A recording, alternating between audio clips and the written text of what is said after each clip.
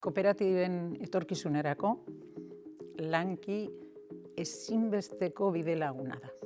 Nik nabarmenduko neuke bi taldeen arteko pertsonen artean dagoen adeitasuna, sintonia atzenean. Eta gero helburu amankomunak dauzkagula gure proiektuetan, hau da betik Arrasateko kooperatiben esperientzien inguruan horri lotuta, azken batean esperientzia hori, eredu hori sustatzea.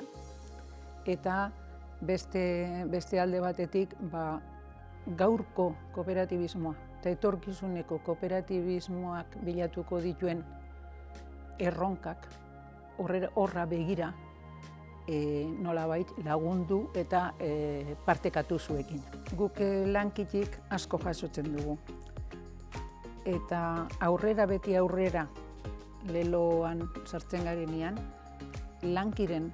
lankidetzaren beharra daukagu nahita nahi ez. Lankira sarritan etortzen gara, guk kooperatibetan izan dugun esperientzia, testigantza, ikastaroetako master eta beste ikastaroetako ikasleekin partekatzera.